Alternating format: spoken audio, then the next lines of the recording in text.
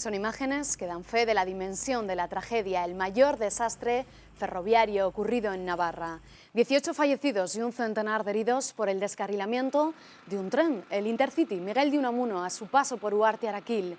Era el 31 de marzo de 1997. Han pasado 16 años de aquello y hoy, con la perspectiva y el sosiego que dan los años, traemos a la memoria un suceso que puso a prueba el sistema de emergencias y de atención sanitaria de nuestra comunidad. También la solidaridad de todo un pueblo que sin dudarlo se echó a las vías del tren a socorrer a las víctimas.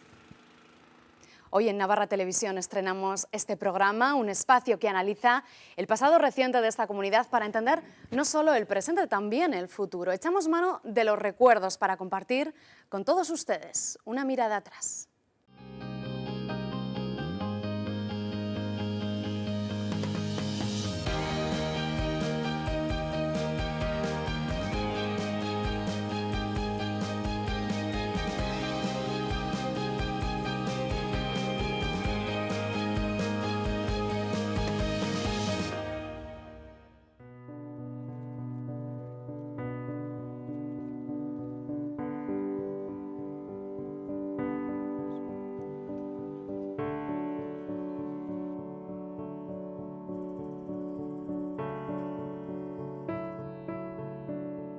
El desconcierto tras los primeros minutos de una tragedia que tiñó de negro la localidad navarra de Uharté-Araquil, la última estación para 18 personas que murieron tras el descarrilamiento de un tren que atravesaba Uharté-Araquil a una velocidad 4 veces superior a la que debía.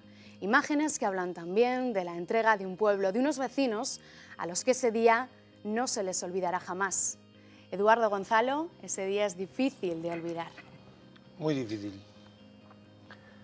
Yo no participé en un principio, pero luego, después de que llevamos todos los muertos al polideportivo, entonces yo lo que pude hacer fue, pues no sé, el darles tila a la gente, consolarles a la gente que venía de Guipúzcoa, de Alsasua, además era una conocida mía, y una de las que murió.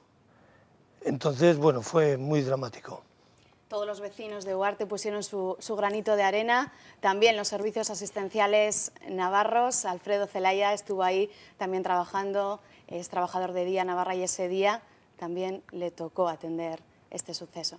Sí, recuerdo perfectamente además, pues porque era un día muy señalado, un lunes de Pascua, en el que estábamos además en operación retorno de la gente que volvía de vacaciones y sí que recuerdo aquel día.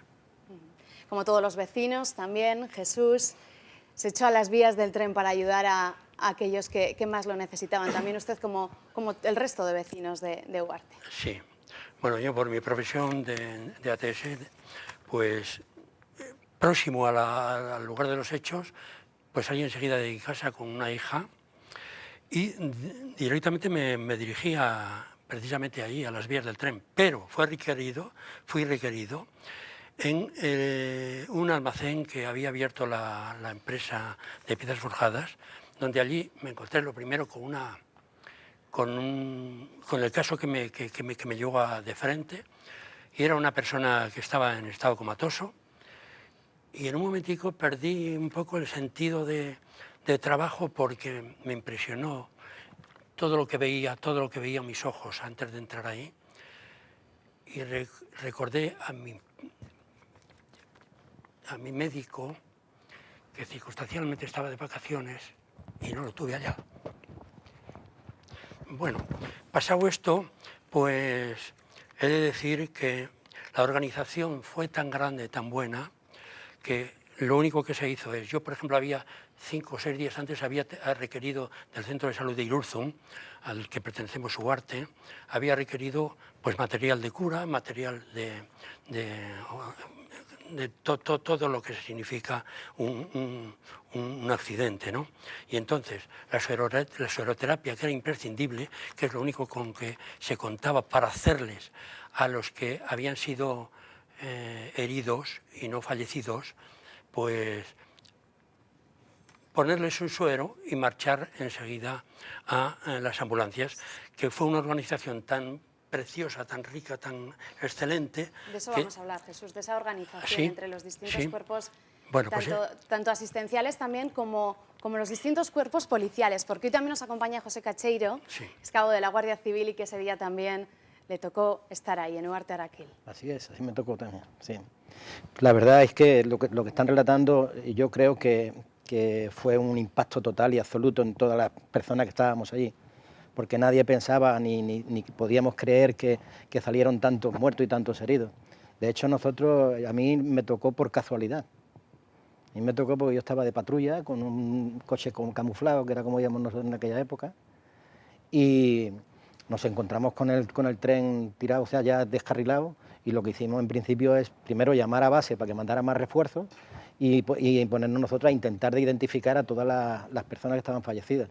Y luego apoyamos a los forenses también, allí a pie de vía, y estuvimos con forales que estaban coordinando toda la zona de salida y entrada. O sea que yo creo que fue un servicio al ciudadano muy importante, no solo ya por la cuantía de trabajo ni por las víctimas, porque posiblemente habrán algunos que sean más, pero sí con la coordinación con personas que algunos de ellos no estaban suficientemente preparados, pero sí estaban llenos de voluntad y de agradecimiento y de ayudarle a la gente que estaba mal. Lo vamos a ver enseguida, porque junto a estos invitados intentaremos analizar qué ocurrió aquel día. Sus testimonios van a ser clave para intentar ordenar todo lo que sucedió. Para ello echaremos mano de sus recuerdos y también de las imágenes, con una mirada atrás, gracias al siguiente reportaje de Ricardo Beitia.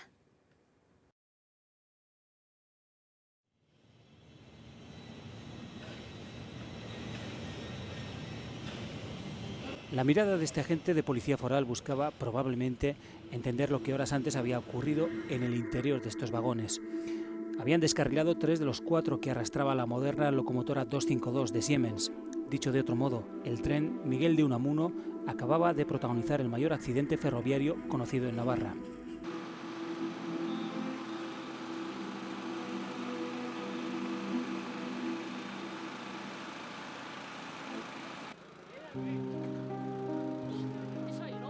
...18 personas murieron, un centenar resultaron heridas. El convoy había salido de Barcelona y se dirigía a Hendaya, en su línea regular, con casi 250 pasajeros a bordo. No habían dado las 8 menos cuarto de la tarde cuando hacía su entrada en la localidad de Uarte Araquil. Circulaba a casi 140 km/h cuando debía hacerlo a 30.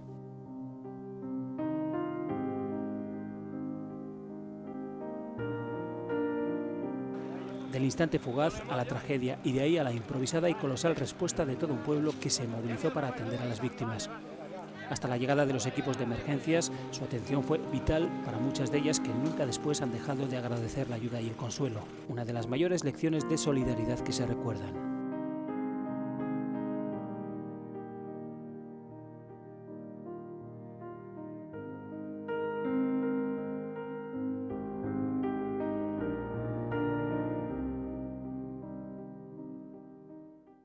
Llévate mucha gracia, mucha.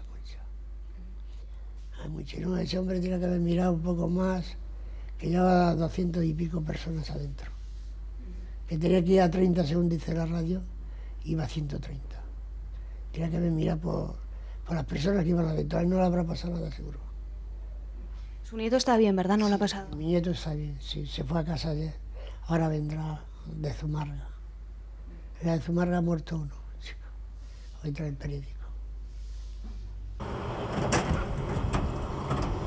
Fue la última estación para 18 de las 248 personas que viajaban en el Intercity Miguel de Unamuno y que perdieron la vida en un accidente que nunca antes y tampoco después hemos visto en nuestra comunidad. Y fue aquel 31 de marzo de 1997, lunes de Pascua, cuando asistimos a una soberbia y extraordinaria demostración de solidaridad de todo un pueblo, Uarte Araquil, que se echó a las vías sin dudarlo para atender a las víctimas. Bueno, hemos empezado a romper ventanillas y eso para intentar sacar. Había algunos que gritaban y todos los que hemos podido, pues, a sacarlos. Los vecinos colaboraron sin descanso junto a decenas de personas de los equipos de emergencias movilizados para evacuar a los heridos. Y también decir que el ayuntamiento está teniendo una actitud extraordinaria, ofreciendo pues todos los locales disponibles en estos momentos y todos los servicios que tiene la localidad para, en cualquier caso, que sirvan de depósito de cadáveres en algunos casos, y para otro pues para que se puedan atender a personas que puedan estar afectadas y que no han requerido hospitalización. Eran las palabras de un joven Miguel Sanz, que llegaba al lugar de la catástrofe acompañado del entonces delegado del Gobierno en Navarra, Francisco Javier Anzoátegui. Tan solo hacía 6 meses que era el presidente de Navarra y ya ponía a prueba los complejos protocolos de crisis de su gabinete. Por suerte, el accidente ocurrió junto a la autovía, lo que permitió abrir un corredor hasta Pamplona, donde a las ambulancias se unieron los coches particulares de los vecinos que llevaban a los heridos. A las puertas de urgencias del Hospital de Navarra, algunos familiares recibían la peor de las noticias.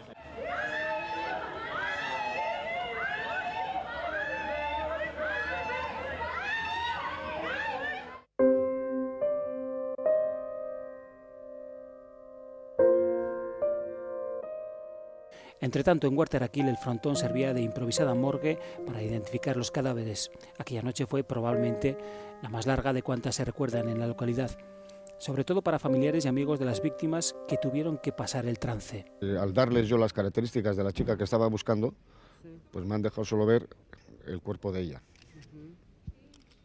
Y es cuando, bueno, la he reconocido, me ha parecido que era ella. Claro, está un poco desfigurada, como es lógico del golpe, pero bueno, luego ha pasado mi mujer y luego ha pasado su padre y en fin, y al final la hemos reconocido. Le hemos intentado localizar aquí, pero no nos daban señales y al final parece que ha fallecido. ¿Cuántos años tiene? No sé si tiene 25 o 26. ¿Cómo se llama? José Antonio González García. ¿Y la habéis buscado en otros hospitales? En todos hemos llamado. En las listas y eso hemos mirado y nada, no aparecía por ningún lado. ¿Y al final quién lo ha dicho? Pues yo he venido de allá de la clínica y ya he visto lo que había, ya habéis visto vosotros también. ¿Por qué viajabas de chico en el tren? Porque era guardia jurado. ¿Era guardia jurado? El tren. ¿Era de aquí de Pamplona? Pamplona. Vale, gracias.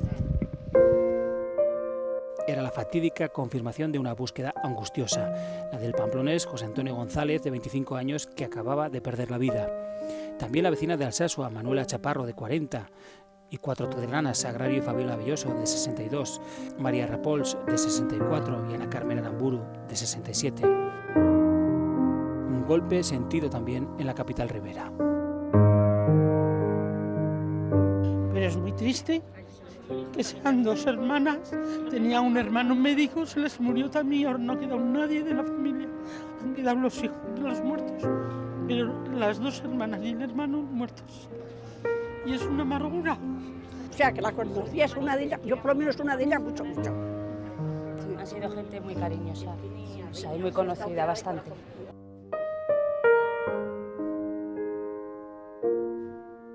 Amanecía tras la pesadilla, fresca y brumosa mañana de primavera que arrojaba luz al desastre.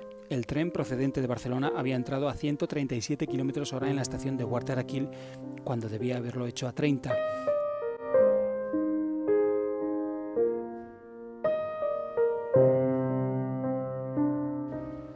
El entonces ministro de Fomento, Rafael Arias Salgado, llegaba a Pamplona y descartaba cualquier otra hipótesis que no fuera el exceso de velocidad.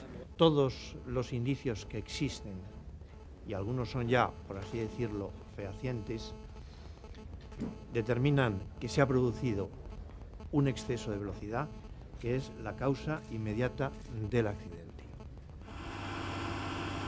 El convoy no lo soportó, se partió por la mitad, 2 vagones volcaron y un tercero quedó cruzado en la vía.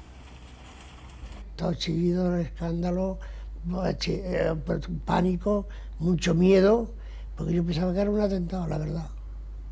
Y ya dijeron los del tren que no, que había descarrilado. Iba de mucha velocidad, llevaba, mucha.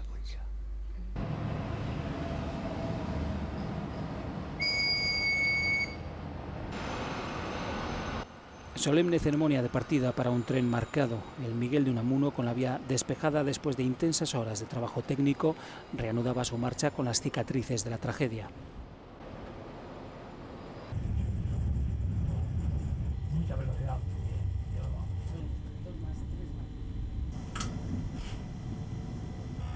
Son viajeros del Intercity Miguel de Unamuno. Hacían el mismo viaje por el mismo lugar una vez restablecida la línea. Se viajó con ellos para intentar entender lo ocurrido desde dentro, para tratar de comprender testimonios como estos. Ya lo que recuerdo, lo primero que me vino a la cabeza fue intentar que los golpes o lo que me cayese encima pues me afectase lo menos posible, sobre todo a la cabeza. Entonces yo me puse los brazos, la cabeza entre los brazos, y lo que recuerdo fue que iba de un lado para otro, como un pelele.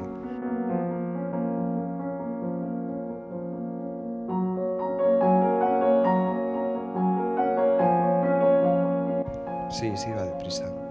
Sí, comenté. Que iba bastante deprisa. Debió resultar complicado no pensar en lo que había ocurrido horas antes en este tren. De las personas que realizaban el primer trayecto tras el accidente, una que había salvado la vida por pura casualidad. Estuvimos las dos, estuvimos las tres hablando. Y decía mi hija, la mayor, que va detrás: mamá, nos vamos el lunes.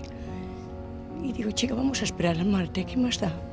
Lo pasamos todas las tres juntas, los niños, todos juntos.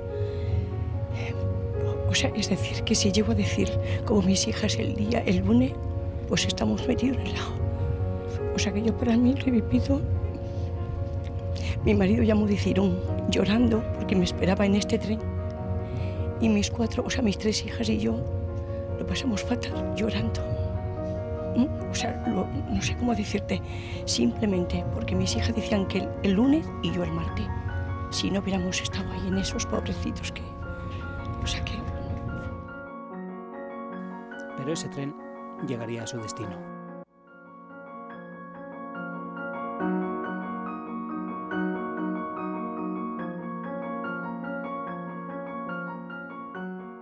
Un reportaje que nos permite volver a ver esas imágenes, volver a recordar qué siente uno, Eduardo, cuando vuelve a ver ahora otra vez esas imágenes. Estoy hecho un flan. No puedo, me emociono.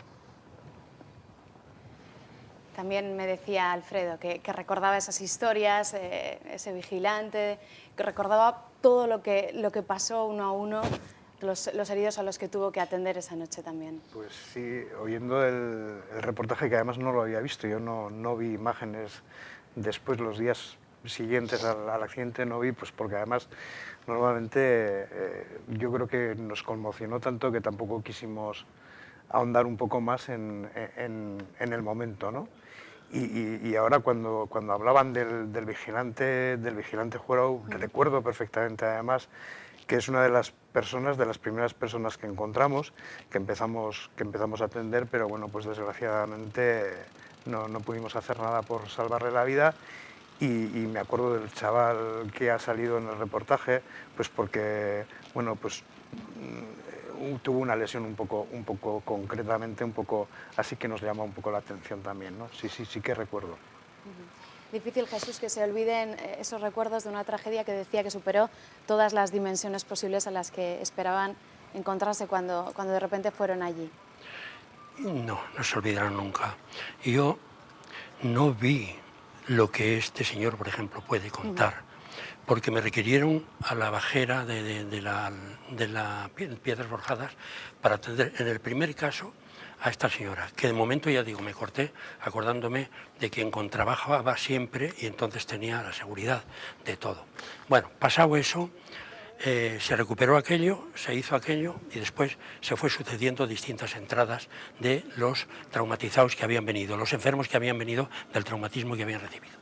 Bien, la esferoterapia parenteral, que es lo único que se les podía hacer con el fin de hidratarlos, inmediatamente llevarlos a las ambulancias, que desde luego, dada la organización tan buena que hubo, fue aquello rápido y fue eficacísimo. Dicho eso, yo fui requerido a un accidente que representaba un chico que había montado en Zaragoza, que se había ido a Zaragoza, lo hemos comentado antes, se había ido a Zaragoza porque tenía la novia allí y había pasado los días de Semana Santa y Pascuas.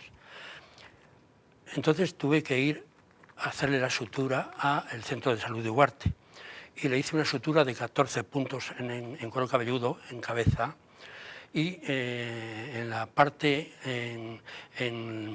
interna del antebrazo, del brazo, le hicieron el sutura también de 5. Eso fue una cosa que se hizo. Era de Zaragoza. Perdón, venía de Zaragoza. Venía de Zaragoza. Era francés, pero hablaba muy bien el español, muy bien. Y entonces, pues me dio las gracias. Estaba acompañado de un chico joven de Huarte, pero que no me acuerdo. No me acuerdo quién era en estos momentos. Numerosas historias, Jesús. Sí, y entonces le dije, me dio las gracias tantas veces que le dije, dárselas a la Virgen del Pilar. Señor Cacheiro, también cuántas personas les habrán agradecido también la labor que realizaron ese día, que les tocó además una labor muy concreta, nos comentaba antes. Sí, nosotros la misión que teníamos ahí después de enterarnos del accidente fue aportar todo el tema de identificaciones de los fallecidos, apoyar a los forenses. Otra cosa no podíamos hacer.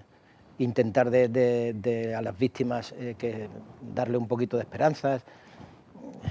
Lo principal que hay que hacer en esos casos, ¿no? Comentábamos que un suceso como estos pone a prueba todo el sistema, sí. Desde luego, esa coordinación policial de los servicios asistenciales. ¿Cómo lo recuerda? ¿Cómo fue esa coordinación para que todo saliera tan brillantemente? ¿No es algo que se ha recordado muchas veces? Sí, ya he dicho antes lo que pensaba. O sea, quiero decir, en estos casos, tanto las asistencias sanitarias como los policías, como la Guardia Civil, como todo el que estamos metidos, todos los que estamos en este trabajo, lo que intentamos es que salga lo mejor posible y que se salven el mayor número de personas. Y no hay nunca existirá en esos casos, por lo menos por la experiencia que yo tengo, no habrá ninguna cosa que se pueda criticar, ni se pueda... Yo creo que es la voluntad propia y la resolución de intentar ayudar, no es otra cosa. Eso es lo que yo pienso. La voluntad de todos los vecinos, Eduardo, uno repartiendo té, otro repartiendo café, todos abriendo las puertas de su casa para una llamada telefónica, lo que hiciera falta. Toda la noche estuvimos así. Y dado el caso que, pues como ha salido ahí Miguel Sanz, pues yo soy un poco entrometido. Y claro, todas las líneas estaban suturadas. Pues me decidí, cuando estaba ahí Miguel en las vías, pues le dije, oye Miguel, aquí algo hay que hacer, porque aquí no puede hablar nadie por teléfono, no hay nada, y no sé si ya estuve hablando con otros y no sé si hizo algo o no hizo nada. Entonces, es que estaba todo el pueblo estaba... No se podía hablar por teléfono, estaban todas las líneas llenas y no se podía. Y nosotros, pues decidimos, la gente toda del pueblo, pues dando mantas, sábanas, y café, tilas. Hicimos más termos de tilas porque claro, ya era a la noche y ya venía la gente de Guipúzcoa, de la Ribera, de Alsasua, y eso es lo que pudimos hacer. Nosotros no pudimos hacer otra cosa más, atenderles lo mejor que podíamos en los bajos de las escuelas. Y el día después, que tras pasar esa noche en la que supongo que no se durmió nada, nada. El día después, ¿cómo amanece en Huarte Araquil? Con esos vagones recordándonos ahí al lado de la vía todo lo que había pasado. Pues la gente ir a ver aquellos vagones, que estaban allá unas grúas grandes que se los querían llevar y aquello, y decías, pero ¿cómo ha podido ser esto?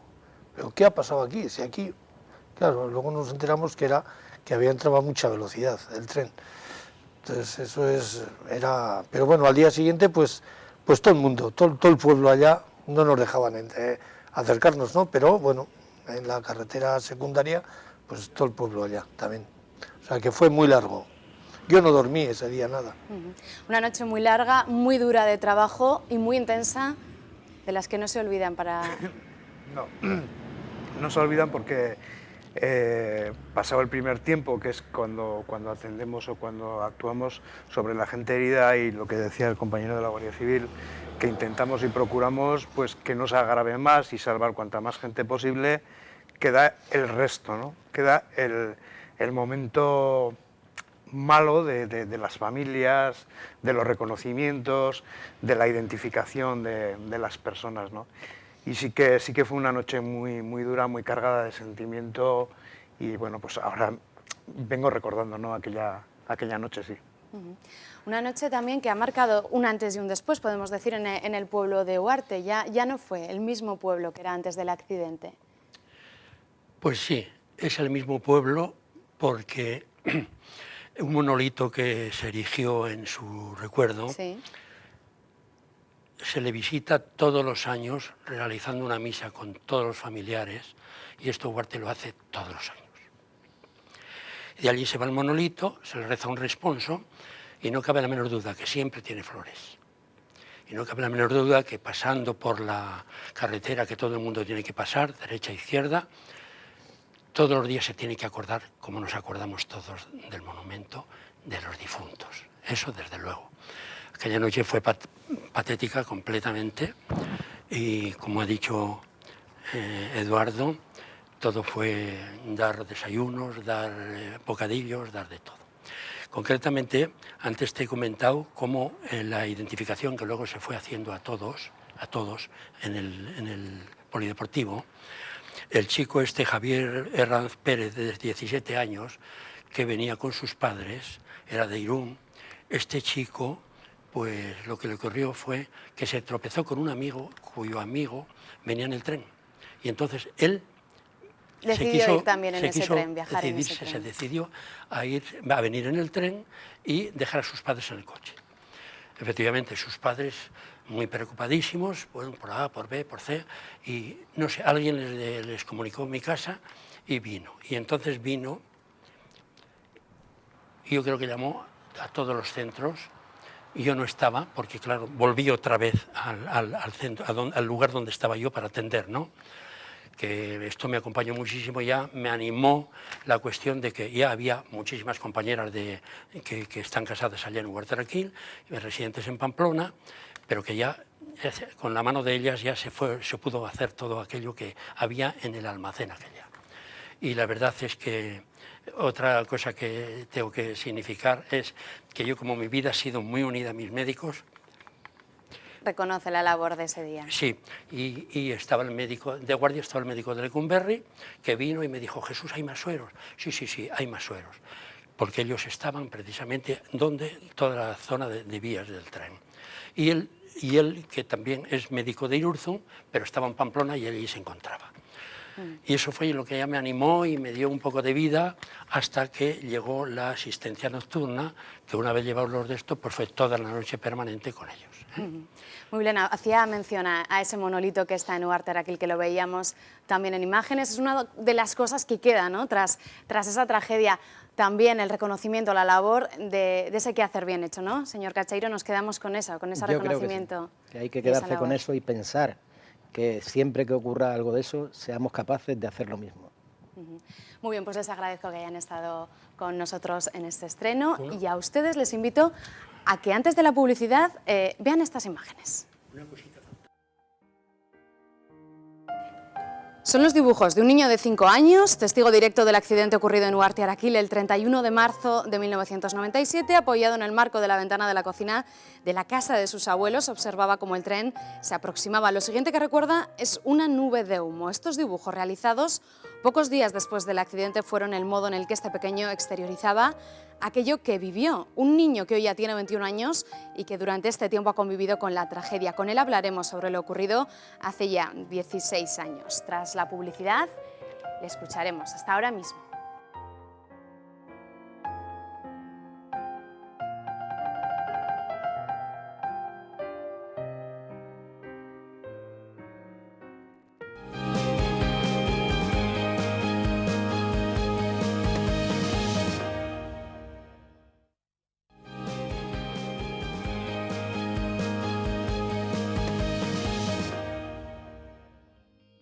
Continuamos en Navarra Televisión con una mirada atrás. Retrocedemos en el tiempo hasta ese 31 de marzo de 1997, día en el que un tren descarrilaba en Huarte de Araquil, causando la muerte de 18 personas y dejando más de 100 heridos. Testigo directo de esa tragedia fue un niño de 5 años que desde el marco de una ventana vio descarrilar el tren.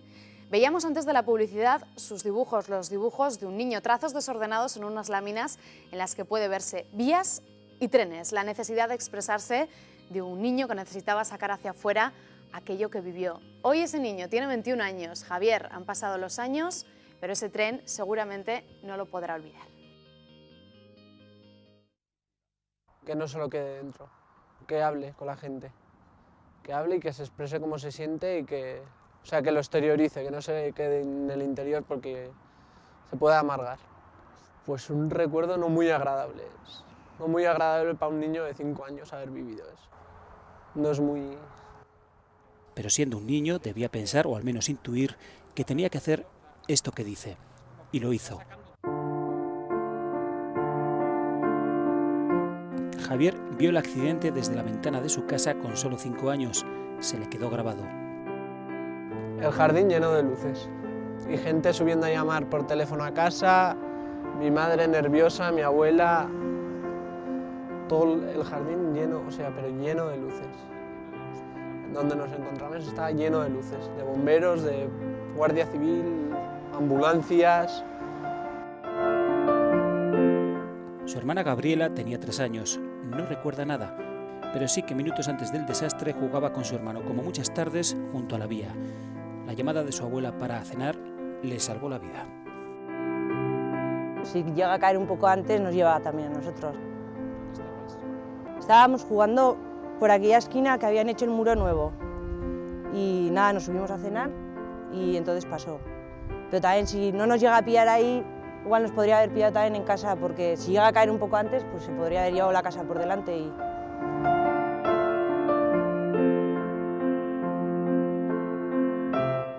La casa está a escasos metros de la vía. La casualidad quiso que los vagones pasaran rozándola hasta este aparcamiento. Donde ahora están los contenedores había un camión. Quedó aplastado. Su conductor salvó la vida porque alguien le invitó a un café en el bar justo cuando salía para seguir con la ruta. El padre de Javier y Gabriela, Jesús, lo vio todo. Vi que salían unas chicas y algunos y aquellos decían, es que se nos ha cruzado un camión aquí en la vía, se nos ha cruzado un camión en la vía. Lo que no sabían ellos es que no estaban ellos en la vía, que ellos fueron los que le pegaron al camión. Pili fue la primera persona que dio aviso a SOS Navarra. Durante todos estos años ha ayudado a su hijo a expresar todo lo que vio. Él dibujó porque era la manera que él se expresaba. En el colegio yo hablé con su profesora y nos dijo lo mismo, pues que era su manera de expresarse porque por el habla no lo podía expresar bien. Entonces su manera de plasmar todo lo que él vio fue en los dibujos. Entonces, sobre todo en un dibujo, pues yo sí que le fui preguntando lo que era y él me iba diciendo, pues esto es la vía, esto es la casa. Tan pequeños, en aquel momento yo creo que no fueron conscientes de lo que les podía haber pasado minutos antes, porque estaban ahí mismo. O sea, fue subir y pasar el tren. Entonces, de eso no fueron conscientes ellos hasta que no se lo hemos contado nosotros, se lo hemos explicado cómo pasó todo.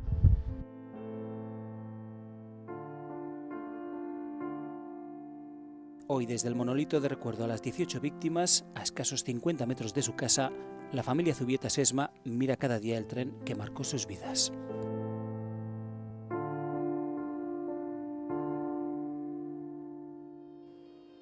Y hoy ese niño que tenía 5 años, tiene 21, bienvenido Javier, gracias por acompañarnos. ¿Qué sientes al ver también esas imágenes y al recordar lo que pasó ese día, que supongo que no se olvidará jamás? Emoción. Mucha emoción, porque tampoco había visto las imágenes que tengo detrás, o sea, es que es emoción y tristeza a la vez.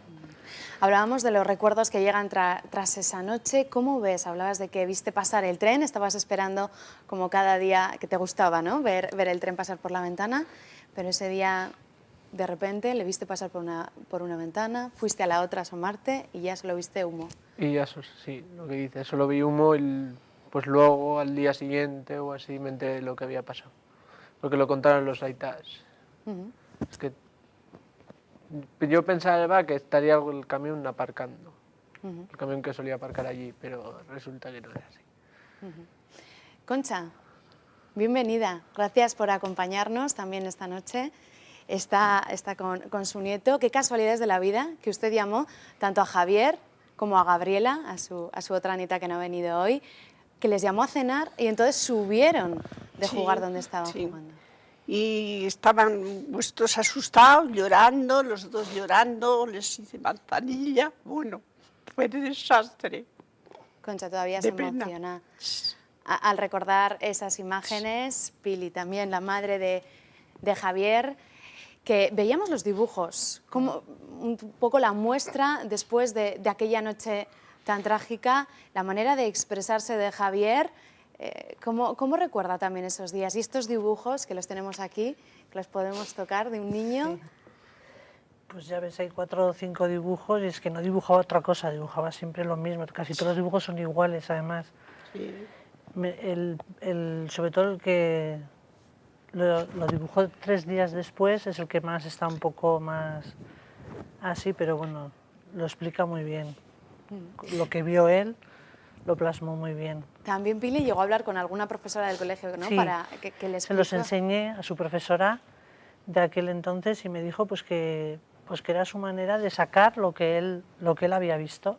Como no sabía expresarse bien todavía, pues era su manera de expresarlo, de sacar lo que tenía dentro. Entonces nos dijo que era bueno incluso que lo haría, porque él era como una especie de desahogo para él, todo lo que vio. Antonio es el otro miembro de la familia que también nos acompaña hoy y que, casualidades de la vida, tenemos representada aquí esta familia por cómo estaban jugando esos niños y la casualidad hizo que subieran del sitio donde estaban, finalmente descarriló el tren, subieron a casa a cenar y por eso se salvaron también.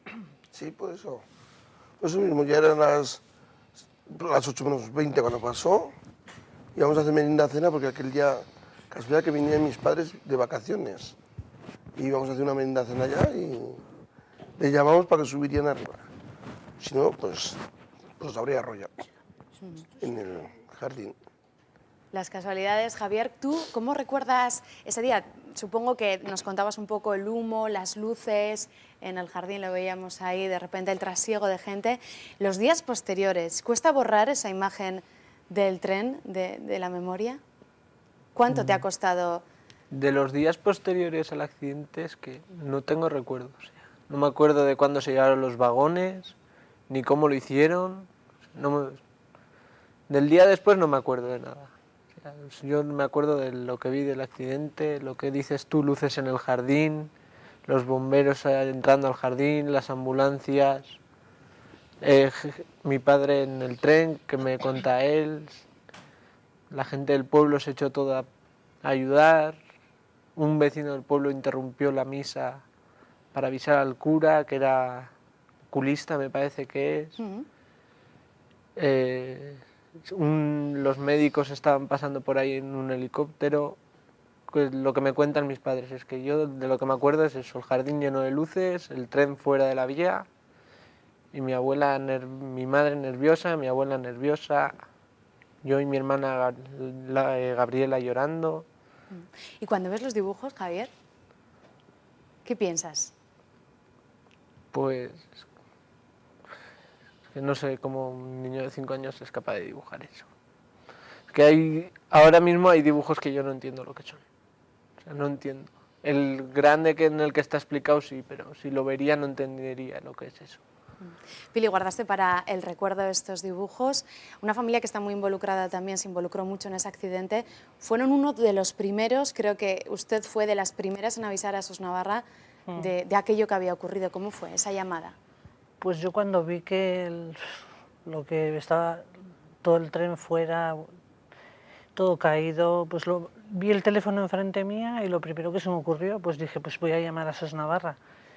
Llamé y la chica que estaba al otro lado yo creo que se quedó también colapsada porque le dije que había ocurrido un descarrilamiento en Ugarteraquil y me contestó, ah sí, o sea, se quedó un poco también, vamos. Pero bueno, enseguida reaccionaron y vinieron de todas las esquinas, empezaron a llegar ambulancias, que son todas las luces que dice él, y todo. Y luego pues bajar a la calle e intentar hacer lo que se pudo. Es que todo el mundo se lanzó a hacer algo desde que Desde la persona que se le ocurrió llevar mantas, hasta las personas que hicieron tila, las personas que abrieron sus puertas para que la gente llamaría por teléfono, la juventud que se dedicó a llevar los equipajes al frontón, los que fueron a por los féretros, es que fue todo, mil historias, y es que el pueblo se volcó totalmente, o sea, se olvidaron de ellos mismos, sobre todo los que subieron al tren, se olvidaron de ellos mismos, subieron, porque había trenes que no, o sea, había vagones que no estaban bien asegurados, o por lo menos parecía que no estaban bien asegurados, pero se olvidaron de todo, subieron y todos uno de los hicimos primeros, lo que pudimos. su marido también, Antonio, que no dudó también en echarse a las vías, subirse a los vagones y mirar dónde hacía falta echar una mano. Unos primeros, mi padre y yo, los dos. Llegamos, estábamos a 50 metros del escalamiento, los primeros. Pues, intentar sacar al principio lo que se podían, los que se podían valer por sí solos, pues ayudarles a salir. Eso sé que había un hombre de Zumárraga, un hombre ciego, que quería que le sacaríamos. Parecía que estaba bien, pero claro, estaba agarrado por una silla y no se podía sacar, por uno de los sillones, y no se le podía sacar. No tenía nada más que eso, que estaba agarrado. Y bueno, pues ayudarle a todo el mundo, a hacer lo que se podía. Si le parece, hacía alusión a una víctima que vamos a escucharle, porque luego vimos su historia, recogimos su historia también en el hospital donde fueron trasladados, sin duda, y vamos a escuchar cómo nos relata un poco cómo notaba esa velocidad del tren, porque todos los vecinos coinciden en apuntar la velocidad con la que entró el tren en Ugarteraquil, que no era una velocidad adecuada. La mayoría de los vecinos coinciden en eso, en apuntar la gran velocidad, ese exceso de velocidad. Vamos a escuchar, si les parece, a esa persona que hacía referencia a Antonio. Pues el vaivén del vagón, que no era normal que empezase pues, con esas, a dar como una especie de curvas tan enormes, ¿no? Y entonces ya lo que recuerdo, lo primero que me vino a la cabeza fue pues intentar que los golpes o lo que me cayese encima pues me afectase lo menos posible, sobre todo a la cabeza. Todo chillido, escándalo, pánico, mucho miedo, porque yo pensaba que era un atentado, la verdad. Y ya dijeron los del tren que no, que me había descarrilado. Iba de mucha velocidad, llevaba, mucha. Y no, ese hombre tiene que haber mirado un poco más, que llevaba 200 y pico personas adentro. Que tenía que ir a 30, según dice la radio, iba a 130. Tenía que haber mirado por las personas que iban adentro, a él no le habrá pasado nada seguro. Antonio, ¿era esa persona a la que usted Era esta persona, sí. sacó de ese tren, de ese vagón? Intentamos ayudar a salir.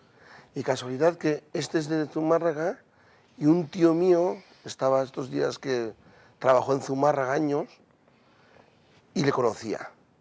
Vino con su nieto, que su nieto es el que le dijo, Paulino, que a mi abuelo le ha pasado esto. Y mi tío pues lo llevó a casa pues para que llamaría por teléfono, que están bien. Y cada uno pues hicimos todo lo que pudimos. ¿Y qué siente uno? La satisfacción de, bueno, esos 18 personas que fallecieron, no pudo hacerse nada por salvar su vida porque fallecieron en el instante del accidente, pero todos coinciden en apuntar que ese centenar de heridos, no hubo más fallecidos gracias a esa coordinación que hubo.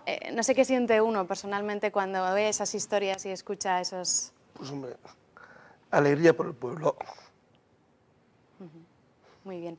Concha, que se ha emocionado antes también al recordar esa historia. ¿Qué hizo usted cuando vio semejante jaleo, ese trasiego de personas? ¿Cómo recuerda desde su casa? Porque supongo que estaría toda la noche también sin dormir. No, y toda la noche sin dormir, pensando en todos, cómo amaneceríamos al día siguiente. Y luego estos, pues los niños estaban conmigo hasta tarde, porque estuvo llevando todos los heridos. Los primeros, como no había más coches, estaban estos en la puerta. Y se fue Pili con ellos y el otro con mi marido. Y yo con los niños, pues cuidándoles a estos, dándoles manzanilla y tranquilizándoles. Lo que podía. Valoraban quiénes eran menos graves. Entonces los menos graves solicitaban coches particulares para llevar. Y entonces pues eso hicimos, llevar. Claro, hasta que vinieron las ambulancias. Fue tan importante ese papel que jugaron ustedes, los vecinos de Huartaraquil. Y luego subía la gente al teléfono. A las casas. También. Teníamos al lado la casa, pues todo el que necesitaba les dejaba el teléfono y allí estábamos con los niños. Y llamando, el abuelo ese mismo que ha dicho mi hijo, pues estaba apurado, que no podía salir entre los hierros y sacarme a mi abuelo, aquel chaval. Fue tanta la ayuda que de muchos sitios les ha llegado el agradecimiento, las muestras de apoyo que durante años estuvieron llegando también al pueblo de Huarte. Sí, debían llegar al ayuntamiento. Y vienen, y este año también. Sí, los familiares vienen todos los años. Cada año se recuerda en ese monolito de recuerdo a las víctimas que está junto a las vías del tren. Sí, se sigue agradeciendo, ¿no? Yo pienso que sí, que la gente está muy agradecida, porque es que se hizo, vamos, lo imposible por ellos. Un monolito que al fin y al cabo acaban viendo todos los días porque está al lado de su casa. No sé si eso le sigue recordando, ¿no? Sí, siempre va a quedar esa... Luego él tiene una historia, que es el del guarda jurado, que... Cuéntanos, Antonio. Aquel se me murió los brazos, aquel chico. Cuando entré en el vagón le vi al guarda que estaba en el suelo, que se quería levantar pero no podía. Y al final pues lo intenté sacar fuera, pero no, se me murió. Lo hemos visto en la primera parte del programa, un chico de 25 años que trabajaba en el tren y que falleció, como decía Antonio, en sus brazos. ¿Cuántas historias, no?, que recordar de aquel día? Sobre todo los que subieron al tren son los que peor parte se llevaron, yo creo, porque vieron, vamos... Un poco les alertaron también, ¿no?, a lo que se podían enfrentar antes de subirse al tren. Antes de subir nos dijeron los que estaban allí de la Cruz Roja, nos dijeron que si no teníamos valor que no entraríamos, porque íbamos a ver cosas, yo qué sé, pues las piernas cortadas o más cosas que se vieron, más que es mejor decir.